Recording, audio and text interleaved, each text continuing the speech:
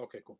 All right, we're live. Hi, this is William Ramsey. Welcome to William Ramsey Investigates. On today's show, I have a very special guest, a returning guest. His name is Chris Knowles. He operates the Secret Sun blog, and I had him on about a couple months ago to talk about an excellent book called Endless American Midnight. And in the interim, he sent me some information. As a lot of people know, I've written a book about the West Memphis Three titled Abomination. But there are pieces, vague spots about the events that I didn't understand. But when he sent me these slides, which he's going to go through, it really clarified vague things about what happened on May 5th, 1993. The West Memphis Three are back in the news. If people don't know, they were talking about trying to get evidence. It was blocked. They wrote, when they signed their agreement in 2011, they said they gave up any rights to go back through and retry the case, which is essentially what they were trying to do. So the judge kicked that out. But yeah, so this is really fast. It's very timely, really great research. I'm delighted to have Chris Knowles back. So Chris, please just go into maybe your background and how you became interested in the West Memphis Three and this part of the West Memphis Three case that you looked into. Well, I hadn't really thought about it for a long time. I started thinking about it when they were trying to rehabilitate Eccles with the Stranger Things 4 push. There was a big publicity push, and then they were really kind of talking a lot of stuff about satanic panic, which is a concept that you've read the book. I have a great deal of problems with that whole notion. And it's interesting to me because the people who usually push it are people who either A, don't know what they're talking about, or B, have some sort of vested interest in Satanism. So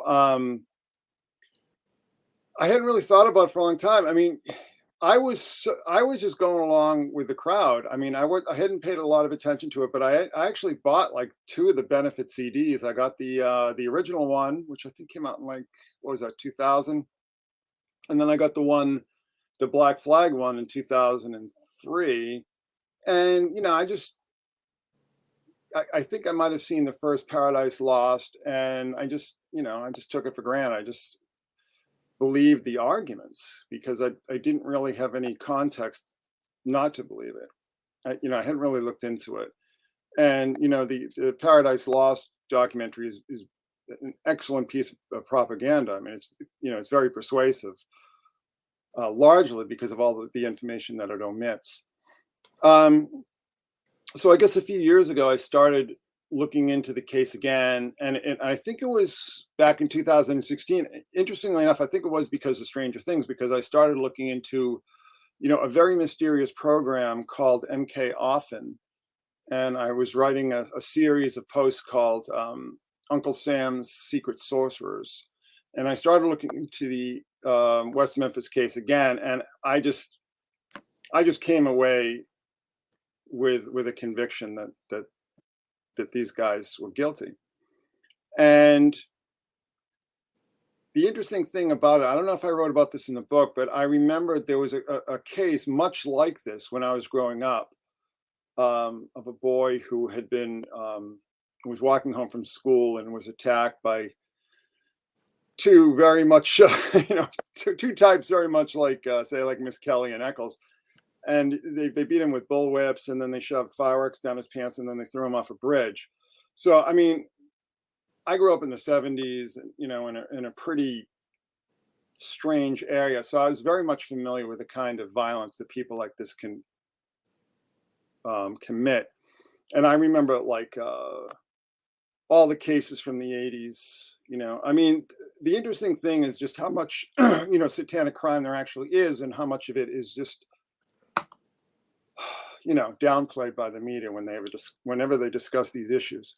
So anyhow, so this came up again, and I was, very familiar with your work on the case, and I started looking into it again, and there was just something that really occurred to me instantly when I sort of refreshed my memory on this case, and that is that the murders themselves were eerily similar to ritual murders that were committed during the ancient, the days of the ancient Celts and the Druids, what are called bogmen. And they found a lot of these people who was sacrificed and submerged in water in these bogs, which have a very peculiar pH balance and lack of oxygen. So these bodies are remarkably well preserved, and we're able to figure out like how they died, what was in their stomachs, and what had happened. What these murders, these ritual murders, usually entailed was multiple traumas being committed on these victims before they were either drowned or stabbed or however, and then their bodies would be submerged after they were dead. So there were a number of various similarities there that I was just really struck by. And the thing that had really struck me and sort of became almost the clincher to me was the pegs with the boy's clothing wrapped around it. First of all, you don't do that if you're trying to hide the bodies. There was just a disturbing lack of remorse or impunity or guilt on the part of the killers, let's just say. They wanted these bodies to be found. They wanted the people who found these bodies to realize what was going on. The problem is that the expert that they got to testify as to the occult nature of these crimes, I think he really kind of dropped the ball because, we know that Eccles was interested in Satanism and so on, but I don't think he realized, the exact nature of these crimes. And this sort of speaks to something that I talk a lot about on the blog, and I continue to sort of bang on, is like, we've got to get past this whole idea of, Satanism as the go-to, because when people really become immersed in the occult, Satanism will often be there that's sort of the gateway into it, that we see through all the, the pop satanic junk like Marilyn Manson and so on. But very, very often, people who are really serious about this kind of thing move past it. And what was obvious to me, studying these crimes, is that it seemed to me that it almost seemed to be orthodox druidry. You know what I mean? Right. It seemed to be very traditional. The date, and the date was a very powerful date, and we can get into the specifics of that. May 5th, 1993. So May 5th. Yes. And the occult expert's name was Dale Griffiths. He was kind of the pre-internet kind of specialist. He had his own encyclopedia of occult stuff, but he missed a significant amount. Even the prosecutors too, I think. But.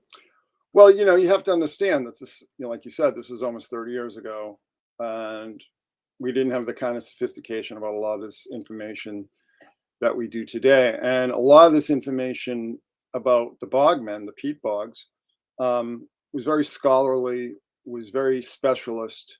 It's not something that I think a lot of people had really processed yet. But there was a book published called Life and Death of a Druid Prince. It was originally published in 1989, and then it was republished in 1991, and it was an imprint of Simon & Schuster. So this was a book that would have been widely available. And we know that Eccles had gone to the county library a lot and did a lot of reading. He was very just look at him today. Look at his books, look at his podcasts, look at his presentations. This is a guy who is very, very serious about his beliefs and his practices. So it just seemed to me that, let's just, for the sake of argument, say whoever committed these crimes really knew what he was doing. Right. And Eccles was asked on the stand, what do you know about the occult? And his response, I don't remember verbatim, but to the question, but his response was, I know everything. So he believed he knew everything at the age of 18 at that time after the crime. So, and you're right. He's still kind of like scholarly. You can just read his social media is so full of references. It's incredible, all the stuff. And if you're sorry, please go. Well, see, the interesting thing to me too, though, is that the line put forward by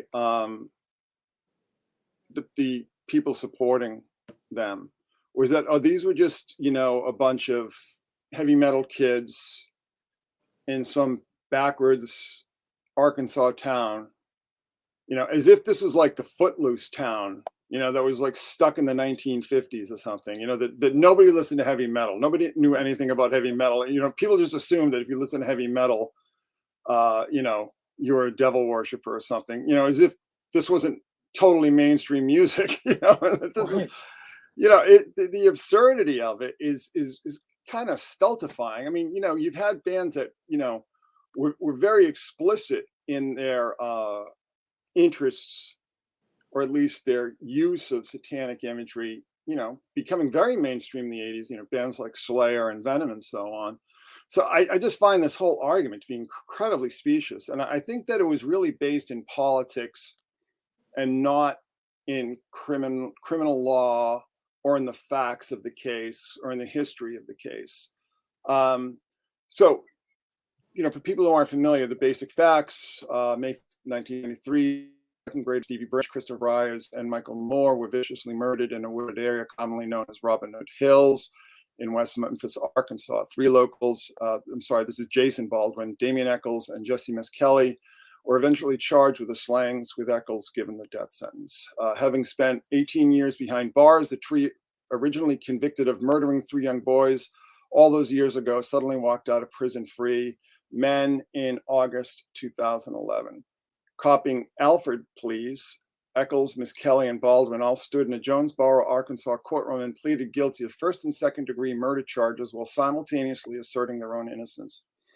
With Judge David Laser vacating their previous murder convictions, the three were then speedily found guilty under a new trial, with the trio ultimately sentenced to 18 years and 78 days, the time that they had already served on their initial convictions.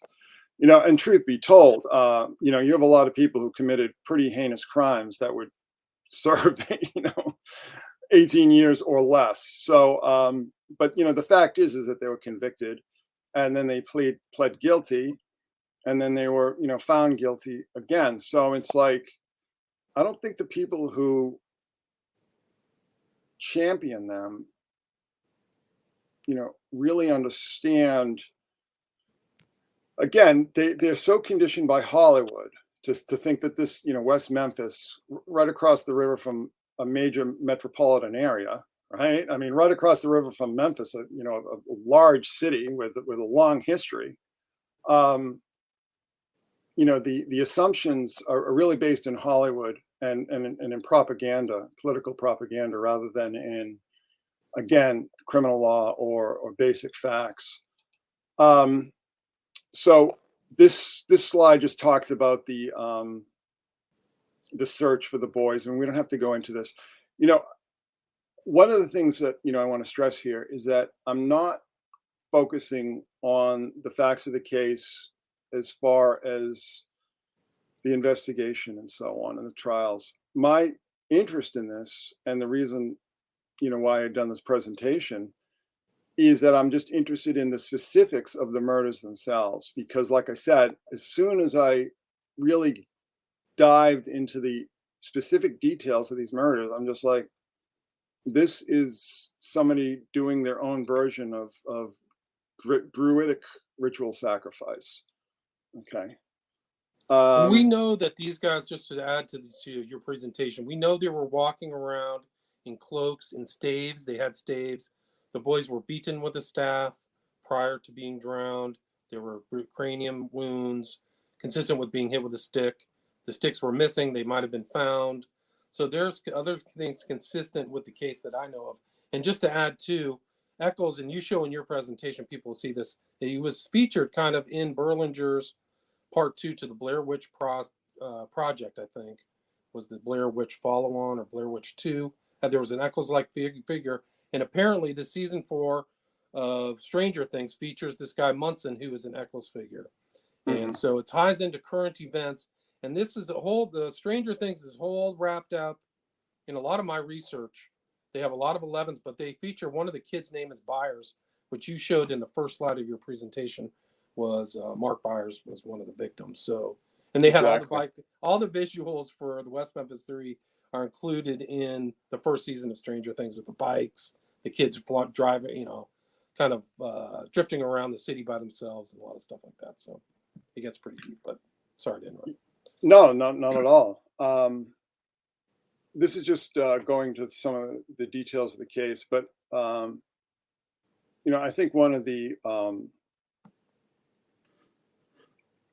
the dead giveaways here is the urine in the stomachs. And Miss Kelly had confessed that he and Baldwin and Eccles had orally raped these boys, and then we find out that they have urine in their stomachs. So, and I cite you for that information here at the bottom of the slide. So, I mean, I think it's just, I just don't understand how this is still a controversy. I think it speaks to the fact of the power and the sophistication of the propaganda effort on their behalf. One of the things that was interesting to me when I was going back and look at this, because I wasn't, I kind of like late 90s, early 2000s sort of become a blur to me. I'm not really quite sure, when happened when. So, the Black Flag CD, the Rollins, because Rollins had gotten involved in this case fairly, well, I don't know, I guess early, but he got involved in this case at an interesting time when his band was basically on the rocks. His career was dead. His last few records hadn't sold. So it seemed to me that he was latching onto this case as a way to, just keep himself visible in the media. And, people just love these kind of, wrongfully convicted kind of cases. People just eat this stuff up. So I think that I hate to be cynical about these things, but I think there were other motivations for the people, even Berlinger, Eddie Vedder, and of course Depp and Manson. I think their interest is more religious, to be frank. But I think that Rollins and Vedder, were basically trying to revive their dying careers, by championing this case. And I got to say that I find it, to me, it's just incredibly offensive. Again, this is just, we don't have a lot of time, so I'm just going to skip over a lot of this information, but this is just information about the confessions and so on, and the people who had overheard them confessing. Jesse's 7 or 8 confessions. He's like multiple confessions over and over post-conviction. That's very important. So after his conviction, he said, yeah, we did it. Yeah. Recorded too. Those are all recorded. Yes. And the whole, basically, I want to say lies, but the spin that, he had been, they had him sitting in a interview room for 24 hours before they interviewed him. And then they interviewed him for like 3 days. I mean, all this just absolute ridiculous. No, I mean, exaggerating, of course, but, the thing that really disturbed me most about the people pushing this cause is just how much of this information they just completely glossed over or tried to explain away. And that to me is just, I don't know. I think that's a dead giveaway here. Yeah, I think you're right. And then getting into the history of violence and violent threats and institutionalizations, claimed spirit possession by an entity named Rosie, kind of describing classic psychotic breaks. This morning when I woke up, my eyes were stuck open. I must have slept that way. My heart was beating so hard. It was vibrating in my head. I went to hell. It was not a dream. I was really there. It wasn't that bad. The old man took me there. He's my constant companion now. So, and this is pretty classic, typical, almost textbook schizophrenic ideation. And again, I mean, if this material was given a fair hearing in the public, I don't think this case would be controversial in any way, shape, or form. And these are just some of the drawings he did, the baby rattle near the headstones and the pentagrams and so on. So, I mean, symbolically, this image on the left here, and this is from the evidence file, this is clearly attaining power. I mean, this is a classic sort of necromantic black magic ideal of gaining power from the dead. I mean, it's just classic necromancy right here. And of course, this baby rattle is incredibly disturbing. You're familiar, obviously, with I know all this stuff. Yeah. Yeah. I put this in my book. Yeah. Yeah. And an interesting thing about that picture is those trees are very specific to that part of the country. So I can't remember the name of the trees. It's like, I think it's a willow tree. So those weeping willows. Yeah. So weeping willows. That's what it would look like if he was out at night somewhere around west of Memphis. Those would be the type of trees. Yes, exactly. So this again is just more deep background and citing your book here. Damien and girlfriend were going to sacrifice their baby, relates that she is a witch. While at detention center, he reportedly grabbed a peer and began sucking blood from the peer's neck. Provisional diagnosis, psychotic disorder. I mean, I think that's clear from his artwork and the statements that he made. He's had 3 psychological hospitalizations. Each has been associated with anger, thoughts of killing others, and thoughts of killing himself. So, I mean, again, nobody talks about this when they push this case forward. It's always just satanic panic. And the thing I like to point out is that there's this whole, when people repackage the satanic panic, it's like, oh, it's just, a bunch of fundamentalists in the backwoods pushing this stuff. And it's like, no, in fact, the satanic panic was pushed by major media from the start. And it was kept aloft by sort of a combination of major media outlets, corporate media outlets, and, particular psychotherapists and so on. Never mind the fact that, satanic crime is very much a reality. You cited a number of cases in the book. I mean, there's a lot more. Yeah, there's a lot. I scratched the surface. You could write your own book on satanic. Oh my God! And also crimes attached to Dungeons and Dragons and role-playing game. So again, I mean, it's like we have this almost like this big lie technique where it's just this simplified, dumbed down, untrue statements are repeated over and over again. Satanic panic, Dungeons and Dragons, satanic panic. It's like all this kind of stuff. But it's like if you actually look into the cases, you realize that a lot of people involved in role-playing games would go out and kill people, and a lot of times their crimes would be inspired by their role-playing. So again, I mean, this is a product of a corporate media that is inherently, what's the word I'm trying to think? Inherently antagonistic to, ordinary people, mainstream people, middle America, and packages these kinds of disinformation tactics very highly effectively, so much so that even people who are skeptical of mainstream media narratives will just swallow them whole.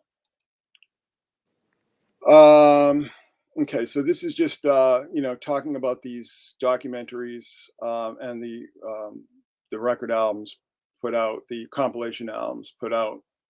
And again, I mean, I think in both cases there is just a tremendous cynical careerist motivation. I mean, Berlinger and Sinofsky were documentary makers who were sort of, I guess, looking around for a new cause or a new topic, and sort of stumbled onto this. And there was a film, I guess in the late 80s now, called The Thin Blue Line, Errol Morris, that he sort of made his name. So it's like you can really make your name with one of these wrongfully committed cases, especially if there are cultural and political undertones to it. And I think that's exactly what happened. I would really love to get, Sinofsky's no longer with us, but I'd really like to get Joe Berlinger in a room and just ask him, do you really believe this? Do you really believe these films? I mean, do you really think those guys are innocent? Right.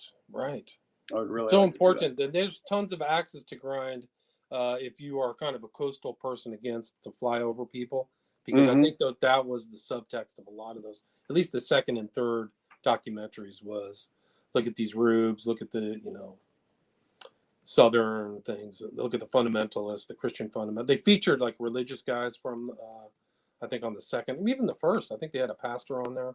So I think that's that. Yeah, well, this is the background of the culture war, Yeah. the 90s culture war. And this is what I wrote here. It's like victims of the culture war. I mean, there was this huge thing going on that was sort of accelerated by the Clinton administration and the Clinton impeachment. There's just, and this is the time, people forget that this is the time during Promise Keepers and all these other groups that, the religious right was much more prominent and powerful than it is today. I mean, I think its power and its reach was always wildly overstated for various reasons, but, it was much more of a force than it is today. And I think that, like you said, stick it to the roofs, stick it to the backwoods snake handlers, And again, ignoring the fact that West Memphis is essentially a metropolitan area. It's a suburb. It's not the backwoods. It's not the Appalachians. It's really disingenuous to make that argument. But I mean, this is what Hollywood does. This is what the mainstream media does. It's again, it's very cynical. And as I said before, I would love to get Joe Berlinger, a couple drinks, sitting at a bar, and just say, seriously, do you really believe this? I suspect that he would say no. I mean, that's just me. I would agree with you. I would think if he was being honest, I mean, in my opinion, that he would probably say no too. So this is just, talking about all the information that was glossed over, downplayed, distorted, or simply excluded from the films, such, Damon Echols' rather unsavory rap sheet, lengthy juvenile record. I guess that would have been sealed at the time. His fights, setting fires, ingesting the blood of his classmates, ingesting the blood of fellow inmates at this, this institution, and so on. So there you go. I have these pop-ups that are sort of blocking the slide. Oh, there we go. Sorry. That's all right. Miss Kelly couldn't stop confessing even after his own conviction. So there you go. And this is also, so Damien Echols versus the truth. The statements that, this is, I think, classic of his personality type. I mean, I think this seems to be like a narcissistic personality disorder that often accompanies schizophrenia and psychosis, or psychopathy, I guess would have been the official diagnoses. But we claim that he didn't live in West Memphis. He never went to West Memphis. He wasn't familiar with Robin Hood Hills. He barely knew Miss Kelly. Claimed he was raped in prison. This absurd story that this inmate crawled in through a cinder block that he had removed, and just claims his mother and sister never visited him in prison. So, I mean, these are all just like hallmarks of, I think, a deeply disturbed mind, to be frank. But he's able to leave out so many things, just like you said at the intro, so many omissions, because when he said he never lived close to that Robin Hood Hills a year before the crime, it's a fact that he stayed in an apartment building that was literally a stone's throw from Robin Hood Hills. So he knew that area. He lived in that area, at least for a time. So just one of the many, many, many lies.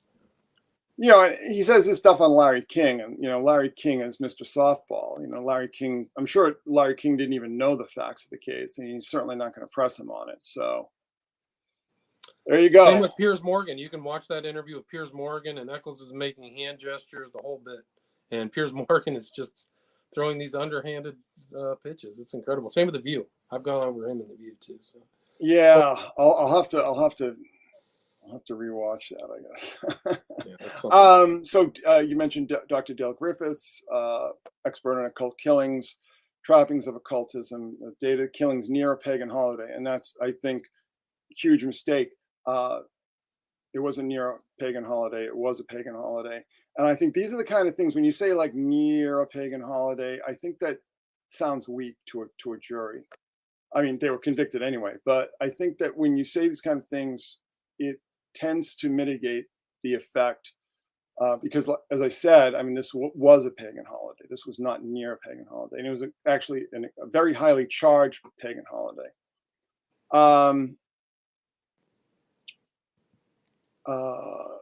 Young children sought for sacrifice, young are the innocent, better life force. Again, I mean, some of these claims, when you talk about Satanism, a lot of these things are anecdotal because there is no corpus of literature that has any kind of authority that you could cite some of these facts from. But 3 victims and the number 3 had significance in occultism. Yes, specifically in Druidry, the number 3. So we'll get to that. The victims were all 8 years old. 8 is a witch's number. We're going to get to that too. He testified that sacrifices are often done near water for a baptism type rite. Possibly, but in this case, this was classic Druidic murder, ritual murder. Tied ankle to wrist because this is done to display the genitalia and so on and so on. What I also sort of see is that that reminded me of Jeffrey Dahmer, the way he would pose his victims in what's called the Arch of Hysteria, and There's we that won't kind get of into infamous art piece by the Podesta brother, right? yeah, The Art of yeah, Hysteria. there you go. So let's talk about May 5th, because I think this is extraordinarily important. And I think that if these facts had come out, I don't think that there would be as much of an effect when it came to trying to rehabilitate these people. So astrological Beltane occurs when the sun is at 15 degrees Taurus, usually around May 5th. But it's all May 5th is also Old Beltane. It's called Old Beltane. We'll get to that in a second. Lunar Beltane occurs during the first full month in May. So May 5th was the full moon. So, I mean, if you're an occultist, particularly somebody who's really serious about the occult, really serious about ritual magic, these things all add up to like very, very potent. You try to get the ritual timing and everything right. Dates, numbers, the whole bit, right? Yeah, I mean, I'm actually... Yeah, I mean, I would always say that I was impressed, by the choosing this particular day because, and I'd also like to go back, maybe get like a LexisNexis kind of search going and see what else might have happened that day in other parts of the world. Because this, if you're into, serious kind of like Wicca or possibly even Thelema, but definitely kind of Druidic kind of traditions, this is an extremely powerful day. So it's astrological Beltane, lunar Beltane, and solar Beltane, a cross-quarter holiday, one that stands halfway between a solstice and an equinox in the wheel of the year. Many ancient Celtic traditions began the celebration of Beltane on the full moon or new moon nearest astrological Beltane, and often the celebrations lasted until the next full or new moon over a 2-week period. So, adding it up again, I mean, this is astrological Beltane, solar Beltane, lunar Beltane, old Beltane, the start of Beltane festivals. So when you look at the Druidic aspects of this, the dating here and just the sort of the supercharging, the astrological supercharging this day, I think it cannot be overstated. And then, of course, it was Wednesday, which is sacred to the Druidic god Tuates, god of the people. And here, what do we see here? We see a man drowning a child. In this case, in a vat of ale, right? But I mean, just look at that. Just think about that for a second. This is. I don't know if this is cultic, but this is associated with this druidic god Tuates. And just look what's going on here. And it's interesting, Chris, because this came up in my research into SFK, and one of the other researchers, Igor Sarsky, mentioned this god in one of my interviews. Talked about Tuates, about this drowning because of all these men who suspiciously been found in water. So it's interesting how this ties in. I didn't know much about druidic stuff, but when I was reading the ONA stuff and researching that, that's what came to mind: the forest, druidic dates, and so it's interesting that you found that very prevalent in the West Memphis 3. So, yeah, and just for future reference, and Tuates is associated with Odin and Hermes. Okay, so I mean there are other connotations here, but the thing I found really interesting is Eccles on March 17th, which is St. Patrick's Day, 2013. Talking about the snakes were never native to Ireland. The snakes St. Patrick drove out were druids forced to flee their homes or face execution. What really happened is that St. Patrick had forbade druidic human sacrifice, something that the Romans had tried to stamp out.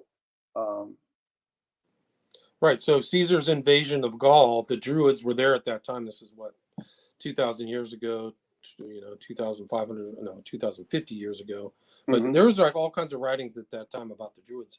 So they knew that Celtic culture was actually in Europe and was kind of driven out. There was a lot of Celts in present-day Germany, Belgium, and they found bogmen. I think the one that you talked about was in England, but I think there was another famous one that was found in Amsterdam or in that Netherlands area.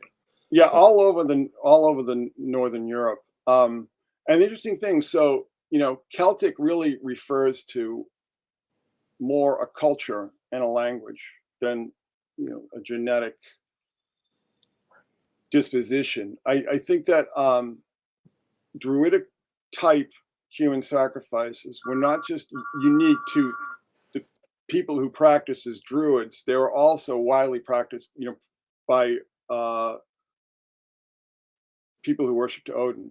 Odin commonly was honored with human sacrifice and also the mutilations and so on. So yeah, they're very much just, Vikings had tons of sacrifices too. So it was different cultures were engaged in a lot of this stuff. Sorry. Yeah, and I think there was just a lot of overlap. Because the Celts or the Gauls, they were formally,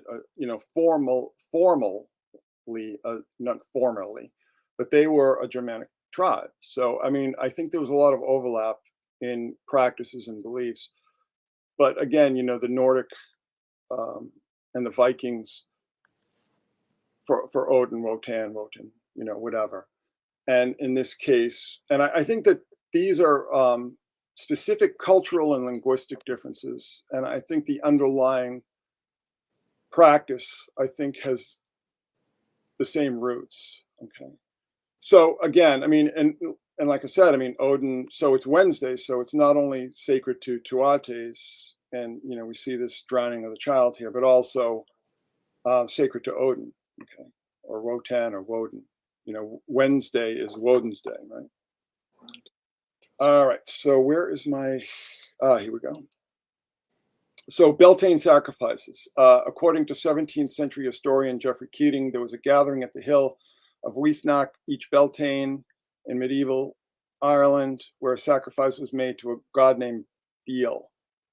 Keating wrote that 2 bonfires would be lit in every district of Ireland, and cattle would be driven from them to protect them from disease. So these are not human sacrifices, these animal sacrifices, but this is as late as the 1600s. Okay, so I mean, this is ingrained in the culture. So excavations in the 20th century found evidence of large fires and charred bones, showed to have been a place of ritual since ancient times. Sanctuary site in which fires were kept burning perpetually or kindled at various intervals where all animal sacrifices were offered. So again, I mean, the blood sacrifice idea is just very ingrained. And if you look, say you look at Kentucky, Arkansas, I guess that would be not not the Appalachians, but the Piedmonts, perhaps. But anyway, so it's mountain folk, a lot of whom are Scotch Irish, and brought their traditions with them. Brought these traditions over with them, and there was always an undercurrent of the old ways throughout history. So the three boys. So again, we talk about like the druidic significance of the number 3, but also 888. Now, in this context, in some Christian numerology, the number 888 represents Jesus, or sometimes more specifically, Christ the Redeemer.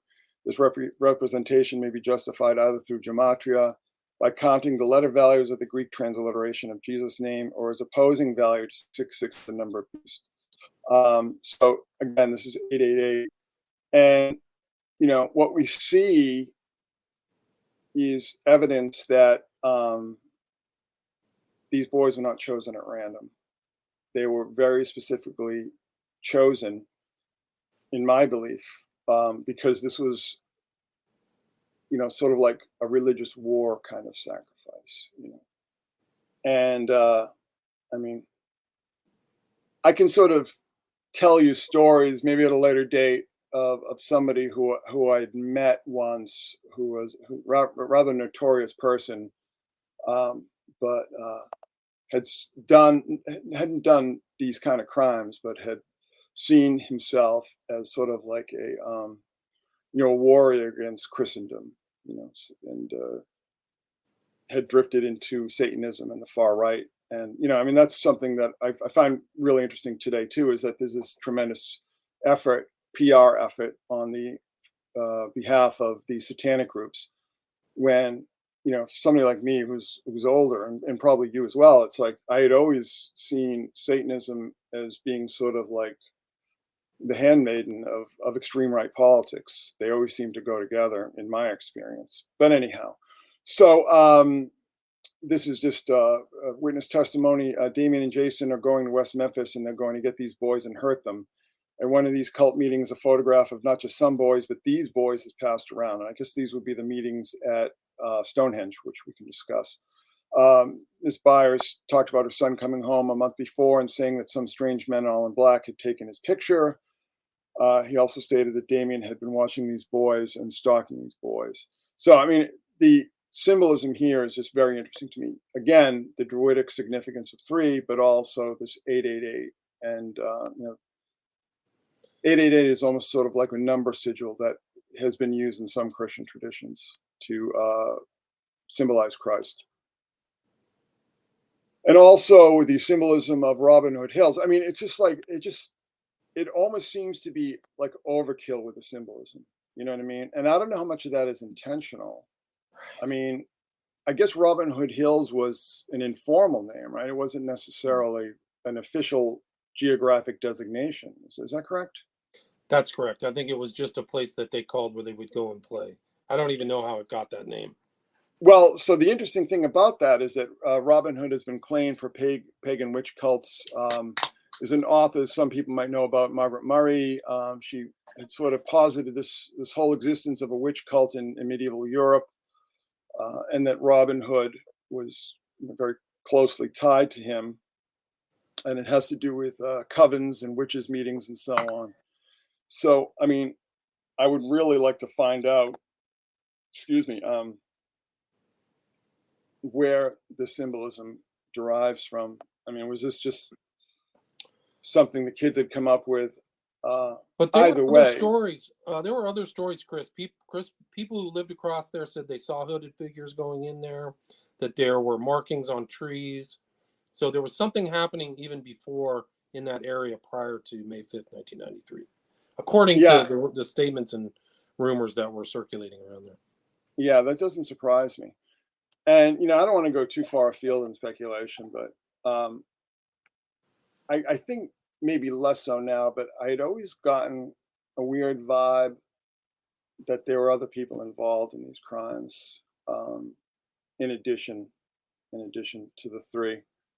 I've made that statement in other interviews. I have very little evidence, but it feels like there was more people involved.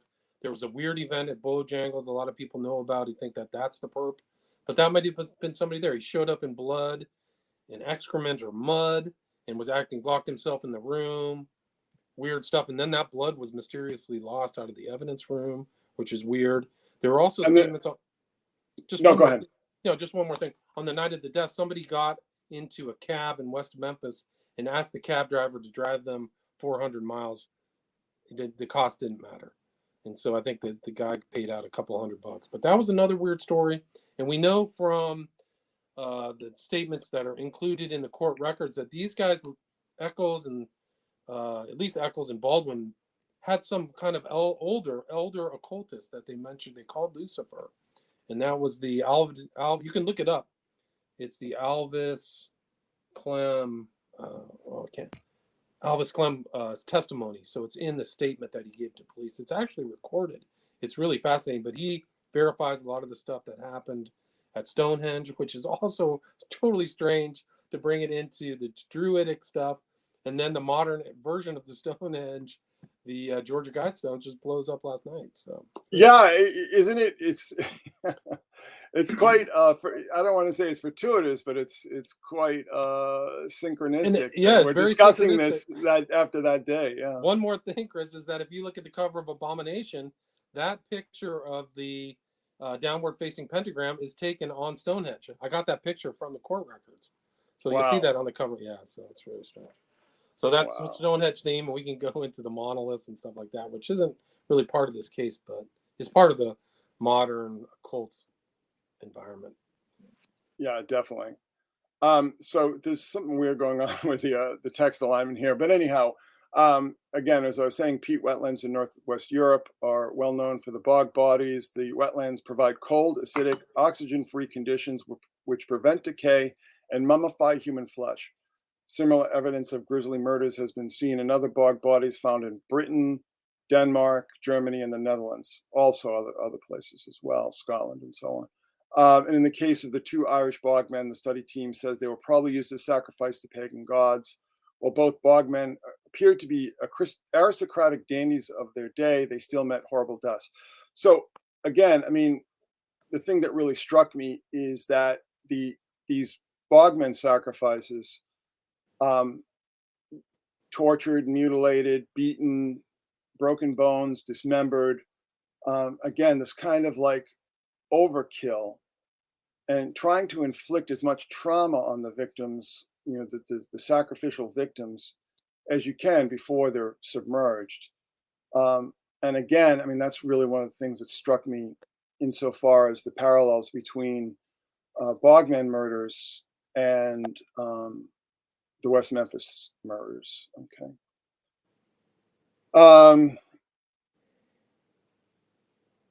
So I think this is very important, considering where the boys were found. Dr. Eve Campbell, director of AMS excavation site, told the Irish Examiner that ancient Celtic cultures regarded wetlands as mystical places where they could connect with their gods and the other world.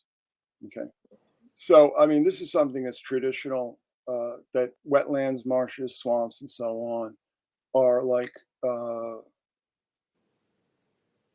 a twilight zone between, the two elemental worlds, the worlds of earth and water. And I think that they have a very important type of significance to a lot of occult beliefs. And in this case, to the Druidic beliefs and so on. It's very much ONA stuff. Earth and water are separate. There's all kinds of gods you meet in the underworld and all the symbolism of the ONA. And just for an ONA connection, Eccles has stated like his occult influences. And one was a guy named Ford who lives in Texas, who's an occultist, who was at one time the outer head of the Order of Nine Angles. So yeah, it ties into this kind of Druidic element of the ONA and what I think you're talking about as far as the West Memphis 3. Yeah. Right. Exactly. So this is from Eccles' book, High Magic. And again, it's being blocked out a little bit, but people are aware just how water holds energy, and that can be wonderful in a way, but also quite unfortunate when traumatic deaths occur. For instance, and this is Eccles' own words, when somebody drowns in a body of water that doesn't move, a pond or a lake, or this little gully that the boys are found in, which is basically a glorified drainage ditch. Whatever fear they experience upon death will charge that water and make future tragedies more likely to occur. The horror has infused the water and will attract similar energy until the charge is nullified, altered, or dissipated. I mean, Yeah, yep. it's interesting. So just assume that he's completely innocent of these crimes. I mean, knowing that, and this is a crime scene photo on the left here, knowing that he's associated with these crimes, do you think he might think twice before writing this? I mean, it almost seems like taunting, You would think so. We know that his lawyers went through the book Devil's Knot and looked for stuff in there. I don't know what they found, but there's evidence that they were paid to actually look through that book that's supposedly the book of record. And another thing about Eccles about charging water, he believes that in moon water, and he's made this statement a few times, that he and his girlfriend or soon-to-be wife, they would take water and put it in the moon, and the air would come. The light from the moon would hit the water and then charge it. So he believes this water can be charged. I think in other, not just this statement, but in other circumstances. And again, to reiterate, there was a full moon that day. And it's a full moon on that picture he drew of the little child rattle, whatever energy stuff. That's a full moon too. Yeah, I don't know what to say. I mean, yeah, there you go.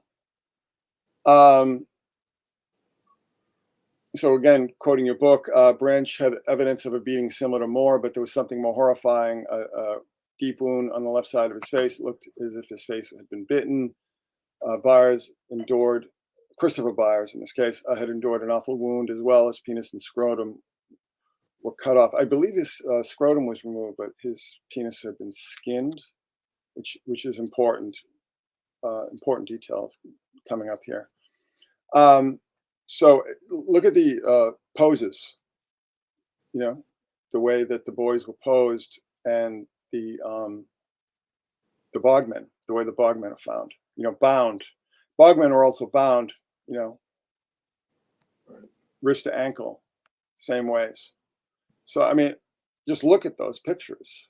I mean, it's as clear as the nose on your face. I mean, the bodies were been posed in a very traditional fashion. So this is getting back to this next paragraph here is about the bogmen. Old Grahoan man shows signs of cruel torture before he was beheaded. He was stabbed, his nipples were sliced. He had holes cut in his upper arms through which a rope was threaded in order to restrain him. He was also cut in half across his torso. Meanwhile, Kalani Caven Man suffered 3 axe blows to the head, plus 1 to the chest, and was also disemboweled. There was definitely an attempt to use several different methods to traumatize and torture the men. Okay, and this is something that has been found. A lot of these bodies have been found, and they've done, post-mortem examinations. So, and this is not speculation. This is rather well known that these bodies would receive a tremendous amount of abuse before they were ultimately sacrificed. And again, this is the kind of details that I was just very concerned about. Now, this to me was really sort of the decisive factor as far as the Druidic ritual aspect of these killings. And it's something called pinioning, okay? And there's a reason for pinioning. But again, quoting from your book, searching farther down the gully, found naked bodies submerged in mud, held down by sticks lodged deep in the mud. Now that in traditional sacrifice was called pinioning, okay? And it's the same exact thing where bodies would be held down by wooden stakes, pegs, or hurdles that are associated with roughly 1 in 7 finds. So 1 in 7 of the bodies that they found this technique of using pegs and cloth to hold down the bodies. Okay, so the Detective Ridge discovered the stakes in the mud, their ends wrapped with items of clothing.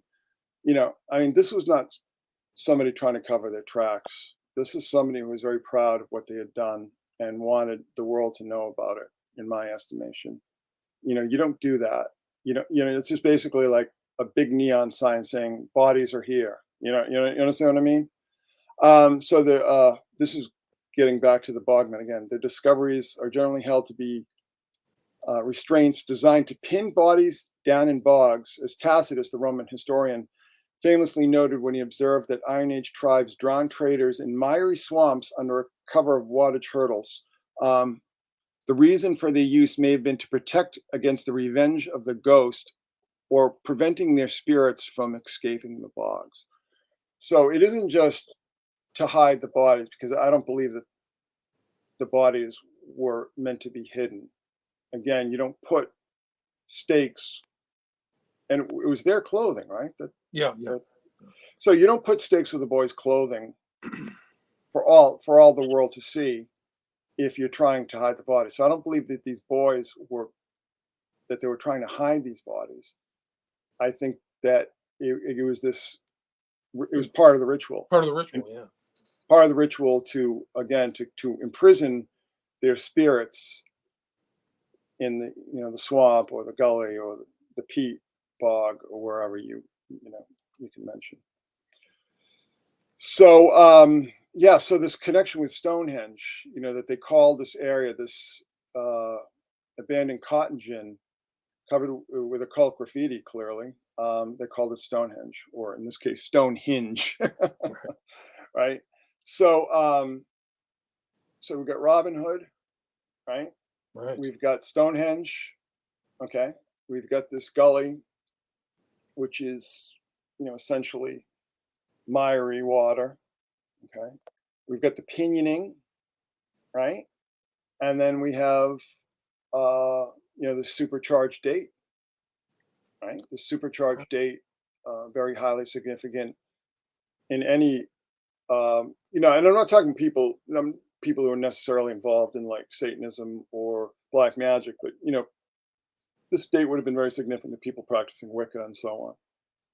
So, I mean, this was a very, very highly charged date in so many different ways. And then, we have these other connections that, again, I mean, I would really like to know where these names originated. I mean, did they have an occult connection to them? Right. I mean, did they originate with Eccles and crew or somebody else? I think that's exactly. Yeah, exactly. They come from their imagination, or were they into a circle of other people? We know that he traveled to Memphis and talked to some other very alternative figure. I forgot his name, but he was kind of a well-known, kind of curious guy. I forgot his name. But there were other people around. There's people circulating around Eccles. We know that he was taking pictures of other kids. According to a test, this was a statement to the police, so they could have been charged with a crime if they were lying. So there's other things that I include in my book about very strange connections and events that happened around the West Memphis Street, was totally ignored by the mass media, corporate media. Exactly.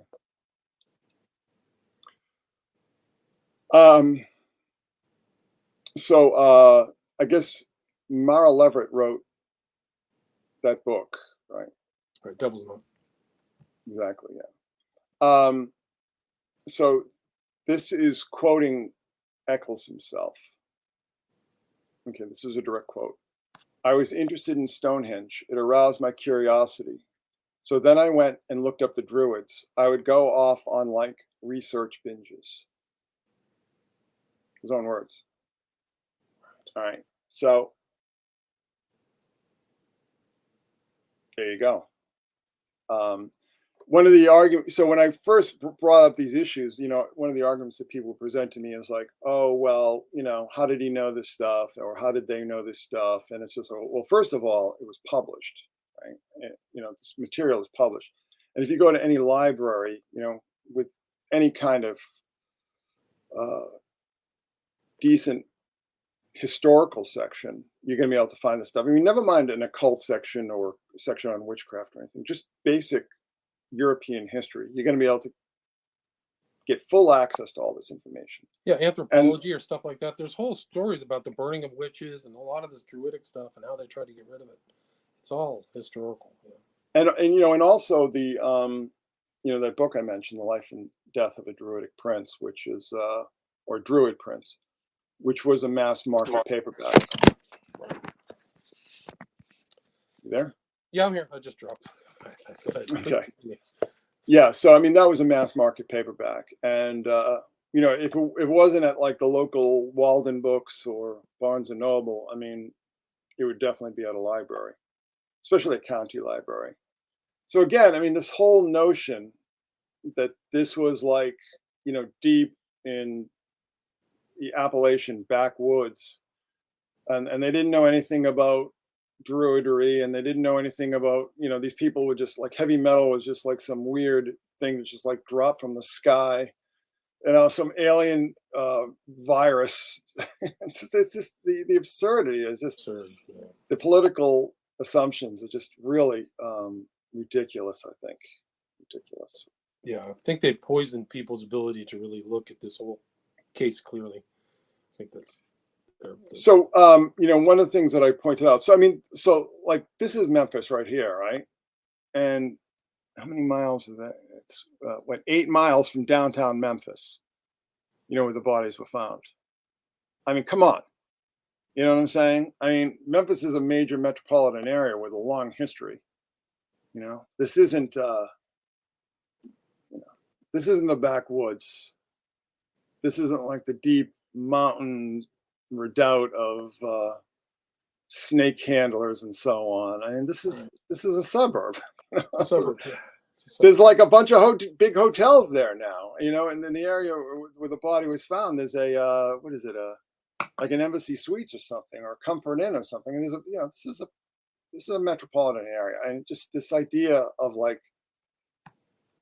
it's just a total political construct. But one of the things I mentioned here is Thomas Paine had written a fairly well-known essay called on Freemasonry, or on Masonry, and he connected Freemasonry to the Druids, and also to the priests of Heliopolis, or On, in Egypt. And he said it was sun worship, which was had sort of a vogue in some circles at the time, but it's not quite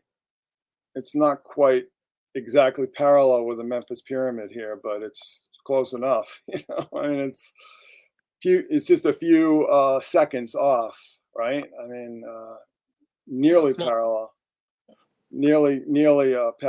with. And I wonder if you can, when I was researching this, I was kind of wondering if you could see the pyramid from that area. I think you can. That's my understanding.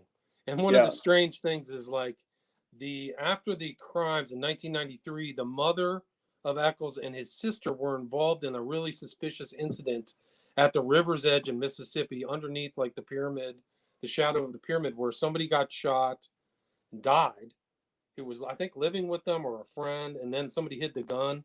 And that's in is in Abomination, but it just showed kind of the real kind of sketchy background of even the whole family and what they were involved in. Yeah. That was in 1993. Yeah. One of the things you and I discussed, I mean, not only is it nearly parallel with the Memphis Pyramid, but this area here, Mud Island, is we talked about Jeff Buckley's death, and the possibility that might have been a smiley face situation. That's super suspicious too. He was a good swimmer, is my understanding, right? Didn't you say? No, actually, he was. Actually, he wasn't. He wasn't a good swimmer. His girlfriend was trying to teach him to swim. I mean, it's interesting because he and his girlfriend had been involved in a near drowning in Australia. That they very stupidly went swimming in, the coast of the Gold Coast of Australia at midnight, and they both had to be rescued. So she was teaching him how to swim. But I in this case, it seems, the story seems to be that he was just wading, wading, and maybe got pulled by the current. That area is actually a notorious area for drownings. There've been a number of drownings there, and actually there was a music festival just a couple years ago where somebody drowned there. Somebody was seeing, it was one of these kind of jam band festivals, and somebody had drowned there. So it's that particular point is rather notorious because of the undercurrents. Because what you have there is that you have the current of the Mississippi, which is incredibly powerful, and then sort of this cross current with the Wolf River. So, but that's a whole other discussion. Now, here's another thing that I just was troubled by, let's just say. So this is from one of his evaluations. Strengths appear to be academic ability that is above grade level, a willingness to work hard, good sense of humor, and compliance with authority figures. So this is somebody who does his research, does his reading. Okay. This is not, a country bumpkin. This is somebody who's extremely intelligent, and when he's interested in something, he obsesses on it. And he said himself that he was interested in druidry, and he obsessed on it. He said those are his own words. So, but this note he gave, where he said, "My new name is Baal Barath. We are leaving soon. I've set the date for October 31st, Samhain, All Hallows Eve, Halloween." So, my assumption here is that this is a suicide. That he's threatening to commit suicide. We are leaving soon, and he's going to do so on Halloween. And these cross-quarter holidays have been known throughout occult history as being, fortuitous dates to, if you're going to kill yourself, that you can offer yourself up as a sacrifice and everything like that. So Baal Barath, that's spelling. So I was like, I was looking up Baal Barath. Now, what there is that there's Baal Berith, which means Lord of the Covenant, and El Berith, which means God of the Covenant. And these were two gods worshipped by the ancient Canaanites and are mentioned in the Bible. Okay. Baal Berith, so Lord of the Covenant.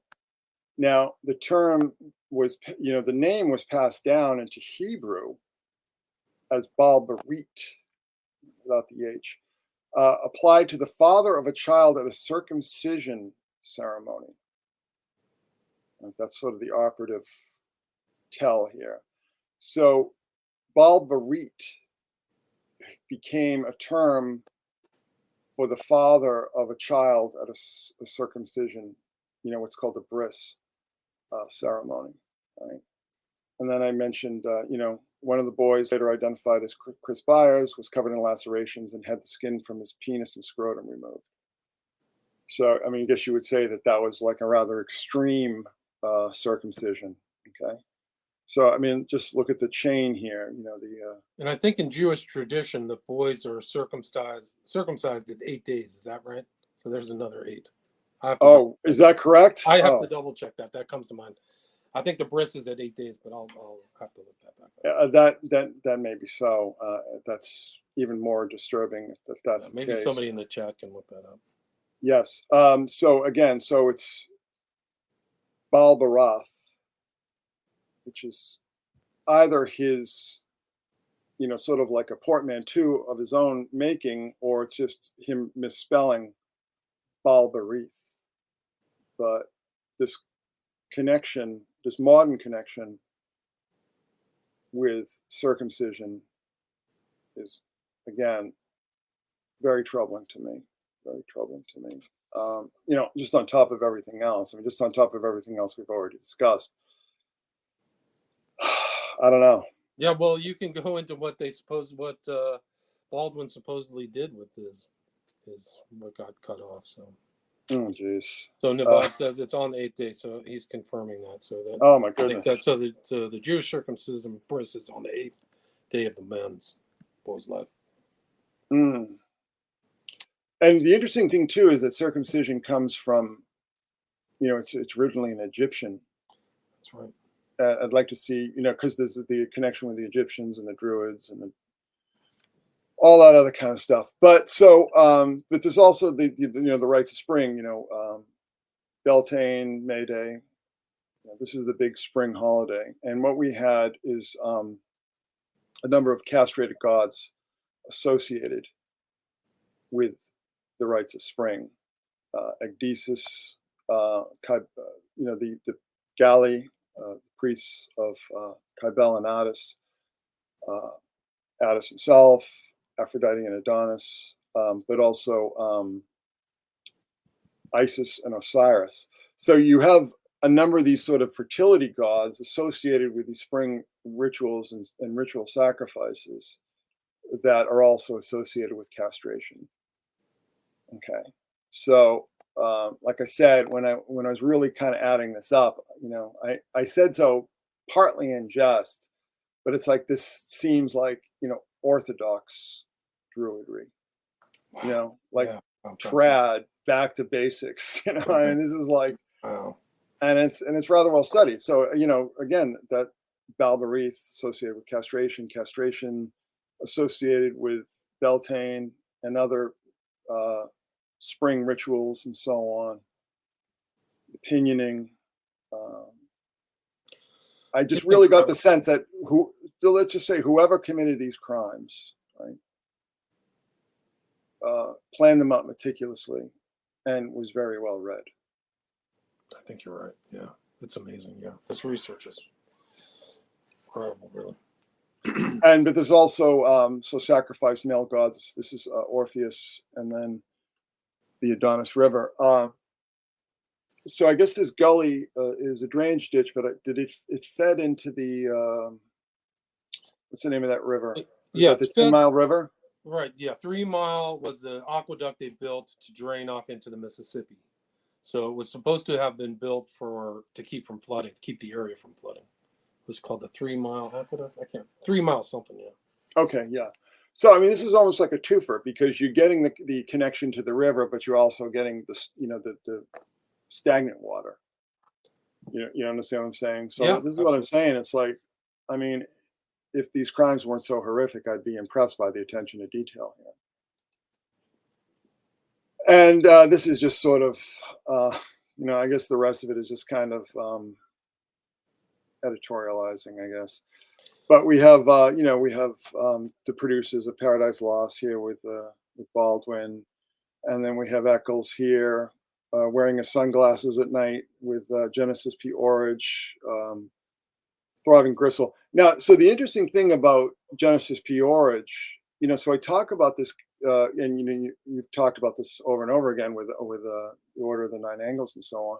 But this traditional connection between Satanism and extreme right politics, and Genesis P. Orridge came up with Throbbing Gristle, who made very extensive use of like fascist quasi Nazi imagery, and just a very fascist presentation, but also incorporated the occult. So it's just like I think like they had a militancy about them. I mean, they wore like Temple of Psychic Youth was like almost like something from Fight Club or something, where they had like a real militancy. They were very end of the world kind of stuff, So I think that they were, and they wore like they would wear like military gear. Yeah, military gear, military type of haircut. Yeah, short hair, long ponytail. So they had a certain thing that you had to do, and I think that being in that close to Genesis P. Orridge, it was exactly like Fight Club. You had to do certain tasks, you had to obey, and a lot of 23s, a lot of occult numerology too. Mm. And of course, Marilyn Manson and Peter Jackson, and I got to say the Peter Jackson connection is really it's disappointing to me, but it's also I'm a little bit puzzled by it because I think what if he put up like $10 million for the He was the case. him and Depp were the main financial backers of getting them out, is my understanding. And we of course we're learning more and more about what a horrific person Marilyn Manson is. So it used to be, oh, it's all an act. He's just a performer. He's just Alice Cooper for the 90s. And now more and more we're finding out that he's just a violent abuser of women and on and on. Just a really loathsome creature. But Trent Reznor had said quite a while ago, he'd cut ties with Manson Warner and just said like he's just one of the worst people I've ever met. Wow, that's saying something from him. Because there's a tie to him from him to Through the Temple of Psychic Youth too. Because his new band that he plays with is called How to Destroy Angels. That's right out of Peter Christopherson, who was with. Oh, is it? Yeah, it was one of Peter Christopherson's projects that seems like Reznor just picked up. I think it's with his wife. But when I saw the title, I was in shock. Like, wow, that's a direct tie to Topi and those characters. And back to Burroughs. And then, of course, the Dixie Chicks. And I just find this image here very creepy. One of these Dixie Chicks, just basically about to mount Eccles here. And he just seems completely disinterested. But it's interesting how Eccles and Depp are sort of like adopting the same kind of look here. That woman is the director of the film West of Memphis. And she's been the one right to his right. Oh, is she? Yeah, that's not a Dixie Chick. It goes. Oh, it isn't? Yeah, no, the Dixie Chick is the girl with the kind of mop top. Natalie Maines. Yeah, that's her. Depp Maines, Eccles' wife, and then her name is escaping me now. It'll come back, but she said some of the most amazing, ridiculous stuff. She was the one who was on The View saying that prehistoric beast snapping turtles came out and attacked the kids or something. So. Oh, that whole thing. She might have been paid to do the documentary, so I don't know where the strings are attached to her, but she is quite the character. Her name, what's the director of West of Memphis? Can somebody look that up in the chat? Somebody probably knows her name. And then, of course, Henry Rollins. And again, as I've said, I'm extraordinarily cynical about Rollins's involvement in this case. I think that his career was hitting the rocks for the second time, really. I mean, and he just was trying to latch onto something that would get him some publicity and so on. Because of course, I mean, what does he do? He puts out a CD. He puts out an album. Nobody's buying his albums anymore. Nobody's buying the Rollins Band album anymore. So he goes back to the old Black Flag well and gets a bunch of prominent musicians to play on it. And it was, it was a publicity bonanza for him. Have you ever heard of Rollins' sketchy background with the guy who got shot when they were in Venice Beach? Yeah, well, that's a whole other conversation. It is. But I'll tell you something. So I'm from the Boston hardcore scene back in the day, and there's a lot of connection between Boston and Washington D.C. with like Minor Threat and the Bad Brains and so on. And I heard stories because I guess there's a house that this record label called Discord set up, in the suburbs, and I guess Rollins was living there for a time. And, people had said that he would just like go into the bathroom and stare at himself in the mirror and scream, "I hate you, I hate you, I hate you." So I think that he's not a particularly healthy individual. I've heard stories. I mean, the Crazy Days and Nights have said some very interesting things about Rollins. Is that correct? Yeah, I'll tell you off of. Yeah, tell me off air. Yeah, there you go. But it fits him into being the kind of in the Eccles orbit. Who's claimed to be, like he stated about himself, he wanted to be the king of freaks. So, David White. Well, it's interesting because he always just reminded me like, when you see his high school picture, you always just remind me like just dumb jocks. But I don't know, whatever. There you go. And then this whole connection with Oxygen, Oprah's operation, Right. being very active on this case. They have this like true crime called True Crime Buzz, and they've done a number of stories, that are basically read like public relations releases from the defense lawyers. I mean, just completely biased and non-objective stories. And I don't know what the connection is there. Like, why is Oprah's operation so interested in these guys? I would say that It's that's kind of a consistency through the corporate media. There's not a lot of real hardcore questioning. They've always been fawning over them. They've always maintained their innocence. Very little critical inquiries. Nobody really questions the story is in the corporate media. I haven't never mm, seen it. no, you're absolutely right, and I think that's why most people just have this very knee-jerk reaction to this. But of course, Oprah has this connection with John of God, um, cult leader, mass rapist, human trafficker, sexual trafficker, suspected murderer. She pushed this guy too. She was this Yeah, she guy's did. big backer. And I mean, Oprah's got a lot of other kind of sketchy connections. We can skip Tons. for now. Yeah, We can skip for Weinstein, all now. these characters, man. Yeah, but Oh, this is the most unsettling, I think. The connections between her media outlet trying to promote the West Memphis cause as much as possible, in conjunction with this hyping of John of God. I don't know. There you go. But this is also interesting because Berliner, and I'm going to mispronounce his name, but so the two original directors, producers of Paradise Lost, both have extensive connections with Oprah. wow. Berlinger and Sinofsky. Sinofsky died of liver failure. Sinofsky, yes, that's the name I always forget. So they have extensive connections, and these are Wow. actually two separate IMDb. I believe the one on the left is Berlinger and the other one is Sinofsky. But what's up with that? Yeah, that's a lot of questions there. Wow. What's up with that? Very close connections too between this and then you show, and I think one of your last things, Berlinger did the Blair Witch Project too, right? With an Yes, yes, and that's a very interesting. No, I'm sorry. This one on the left is Sinofsky, and this is Berlinger, because Berlinger was also involved. I mean, he also did that that Jeffrey Epstein documentary that a lot of people said was a whitewash.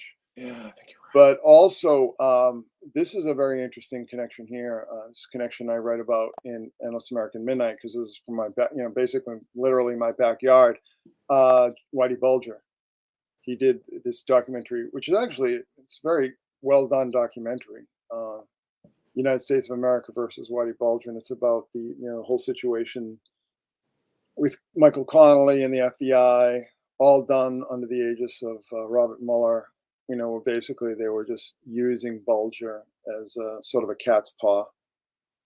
The corruption and so on. They would never do that with Epstein, though, right? How Yeah, yeah.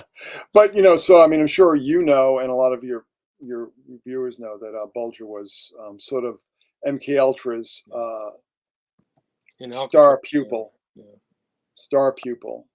He was one of the last residents of Alcatraz, and I think that's where they did the tests on him, if I remember correctly. Yeah, well, that was one of the places. I mean, they really did a number on him, but yeah, I mean, Alcatraz was one of the places where they were doing extensive testing, and basically, what the testing was is that they pump them up full of insane doses of LSD and just lock him in solitary, and just torture.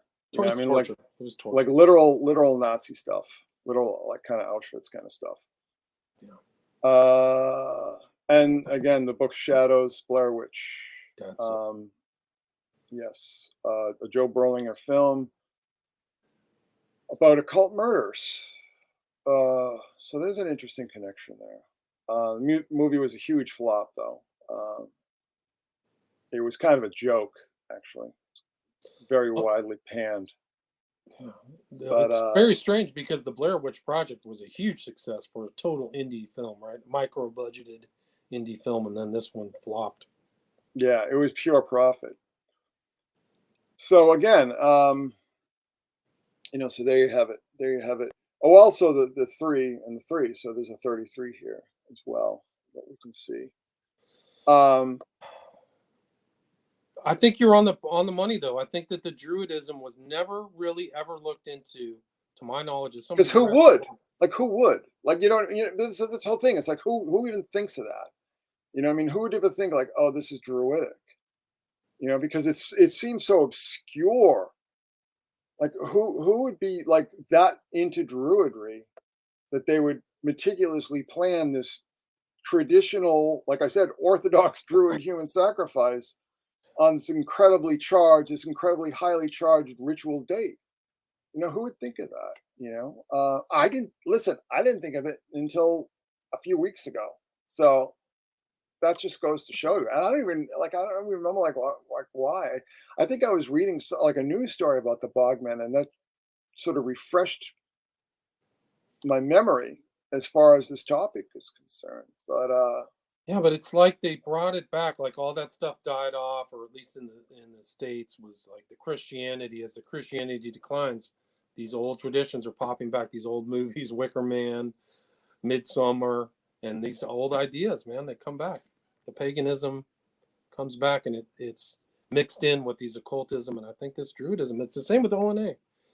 That was one thing that I read about the ONA, far right, just like you said, far right occultism, but they're drawing on historical Druidism and earth, nature worship and those types of things. So the interesting thing, and this is the thing I always say, is that like when you've got somebody who's like a real type A personality, say like a Damien Eccles, does he want to subscribe to a religion, first of all, that has no legitimate corpus to follow, and second of all, is based on like the loser in somebody else's story? You know what I mean? It's like one thing in my experience is that people drawn to Satanism are usually people who had very religious upbringings and are kind of like on an extreme Rumspringer. If you know that term Right, Rumspringer. From the what do you call it? The Amish. Amish things. Yeah. So if you're really serious about your occultism, it almost seems to me like there's almost like a step. Like progression, like a progression. Like there's a series of stages where you start with like the Satanism, which is really sort of the bottom rung. It's like the trailer trash kind of stuff, and then you discover like the Crowley stuff. You know what I mean? And that's kind of like it's more sophisticated, and there's more literature to immerse yourself in, but it's still, it's something that some perverted drug addict made up out of whole cloth. But if you follow that back, you do end up with things like Druidry or Odin worship. I mean, you can do whatever the hell you want. You have total license with these religions, and not only that, but it's like they're sanctioned. It's not like, oh, I'm being bad, I'm being naughty, I'm in rebellion, I'm going to kill these boys and do all these horrible things. It's like, no, this is my religion. You don't understand. This is my faith. I mean, this is like I am following my religious faith here. And Eccles said himself, it's like Christianity sort of took us off the path. That was the right path. That was the right way to do things. And that was the right way to go about things. And Christianity sort of diverted us from, some sort of like weird detour from, the religion of our forefathers. And, you can do whatever you want, it's like, it's the pure same thing. The license. Nazis. Go look at the Nazis. I saw this documentary about the SS on Netflix, and they were literally telling these people, mercy and sympathy, that's all Christianity. Get rid of that. Mm-hmm. And it was all that. So they were just like the ONA, probably like a lot of other cultures. They were juxtaposing themselves against this old religion. They had their own Stonehenge. I forgot what it was called, and somewhere in the middle of Germany, some big structure that they did rituals at. Yeah, well, that's where Kenneth Anger had filmed scenes from Lucifer Rising there. Oh, wow. Okay, well, that makes perfect sense.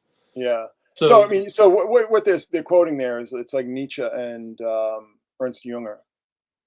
You know, the whole idea of like the Superman is above good and evil, and you know, compassion is a sin.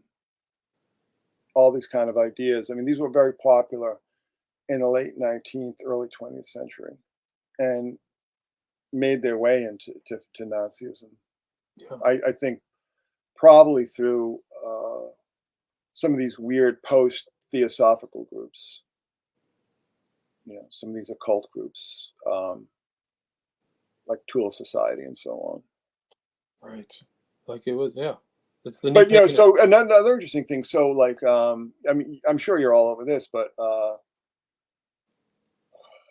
Lucian Greaves and the Satanic Temple. I mean, they present themselves as being woke, you know, very woke now.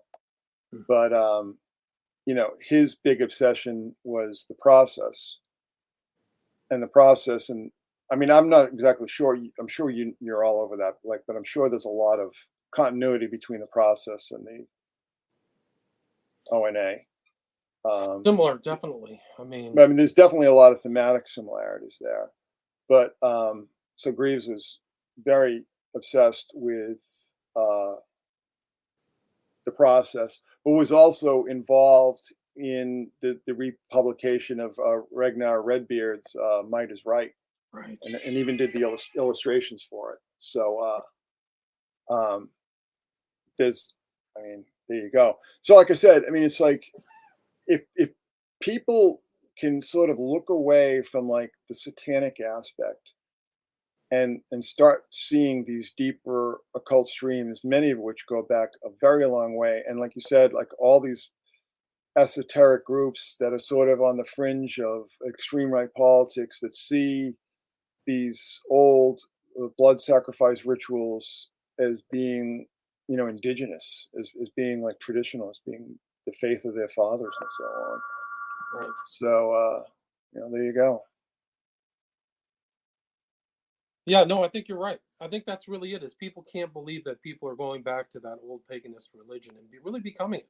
And I think that's what you see in the West Memphis Three Murders. I think you keyed into it that, like I said earlier, nobody else have keyed into it. So I really appreciate your time. Appreciate all of your spreadsheet and all that excellent information. Where's the best place for people to maybe see that or reach out to you? It's Secret Sun blog, right? Yeah, the best place to see this information is here. secretsun.blogspot.com is my main blog, and that will get you where you need to go. This presentation was done for my patrons on my Patreon. Gotcha. And So, I'll tell you something. We all felt like really bad at the end of it. We're all just like, oh God, this is just a nightmare. And you know, it really is. It is a nightmare. And the fact that, you know, we continue to see these efforts to rehabilitate these people is unsettling at the very least. Very disturbing. The social aspects, the sociological aspects of this crime are really, really disturbing to see how many people either are misled or involved or whatever. It's not, like you said, I think unsettling is definitely the right word. What else can people see if they go to your Patreon? Oh,